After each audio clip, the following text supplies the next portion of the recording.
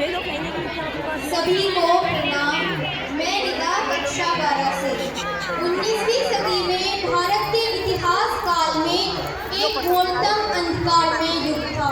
उस काली घटा में प्रकाश बनकर अनेक महापुरुष भारत में आए। उन्हीं में से एक महान समाज सुधारक, जो दार्शनिक, धार्मिक नेता, निडर, साहसी, योगी, क्रांतिकारी और राष्ट्रवादी जननेता महर्षि स्वामी दयानंद सरस्वती जी थे। आज हम उनके जीवन एवं उनके व्यक्तित्व पर प्रकाश डालने से पहले पूज्य स्वामी जी के मुखारविंद से भी कुछ विचारों को सुनते हैं।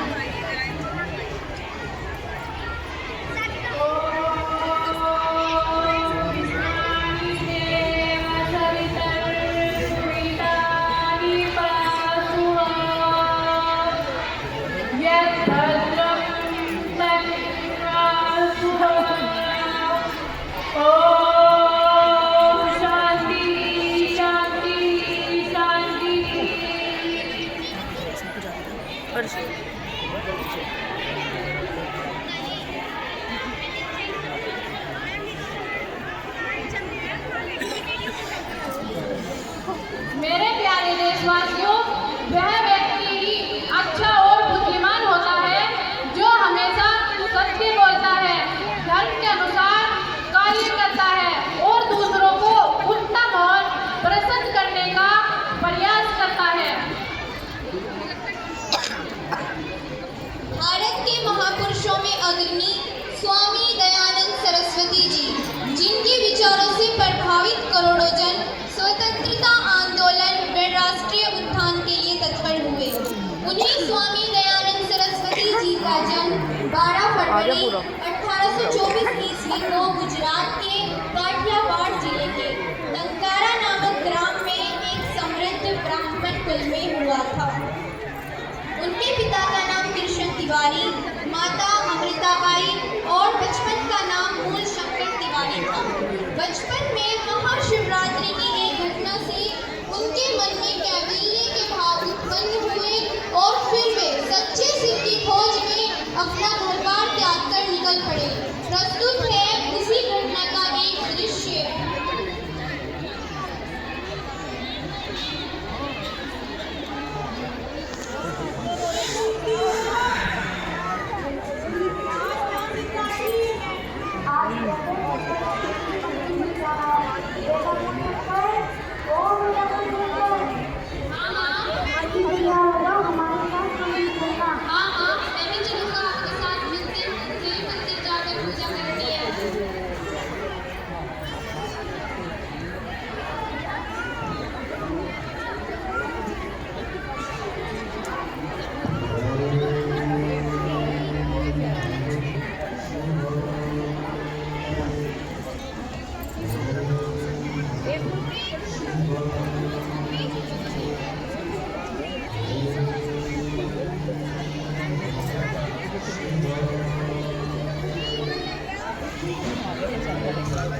अरे ये क्या है?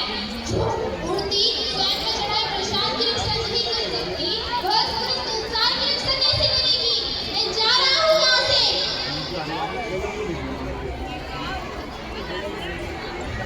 मूर्ति पूजा कभी हमारे वेदों का हिस्सा नहीं थी।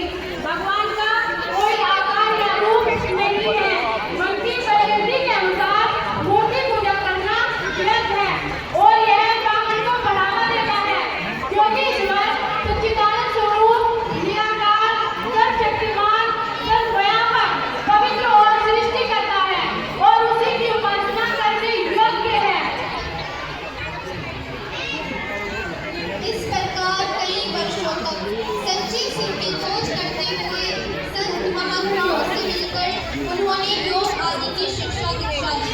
इसी बीच स्वामी पूर्णानंद सरस्वती जी से संन्यास दीक्षा ग्रहण कर वे स्वामी दयानंद सरस्वती कहलाए। अपने गुरु दंडी स्वामी जगन्नाथ जी से वेद वेदांत आदि ग्रंथों की शिक्षा ग्रहण कर अपने गुरु के आदेश पर समाज में कई सुधार किए, जिनमें अविद्या, पाखंड, कुरीतियां, अंधविश्वास, सभी शामिल हैं। उन्हीं में से प्रस्तुत है विधवा पुनर्विवाह का एक दृश्य।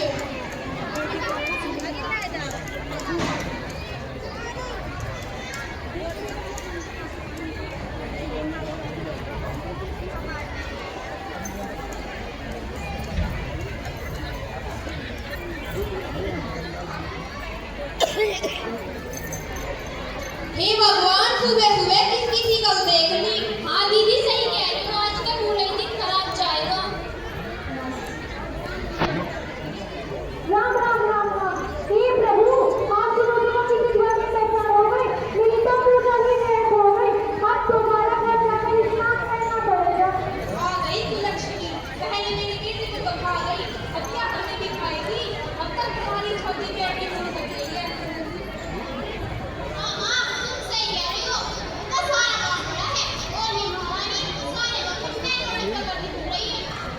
अरे तुम दोनों चुप रहो।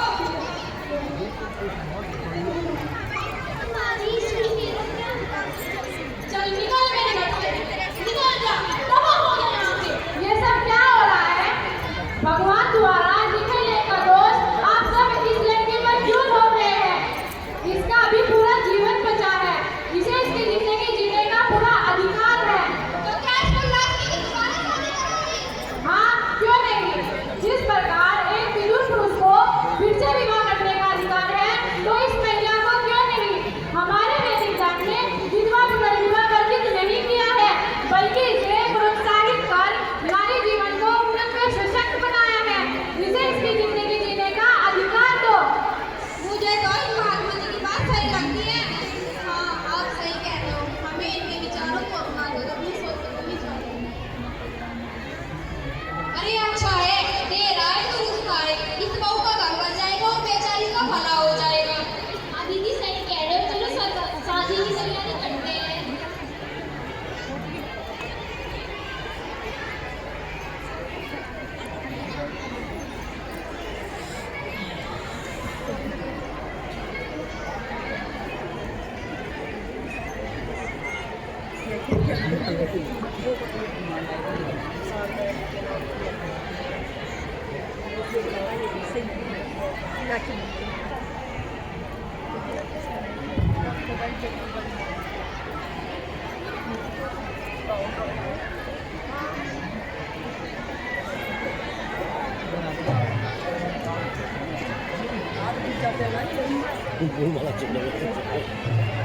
टेंशन या क्या भगवान विष्णु मंगलम गरुड़ध्वजं मंगलम पुंडरीकाक्षं मंगलाय गौरी वरदू एक दूसरे को वरमाला देना।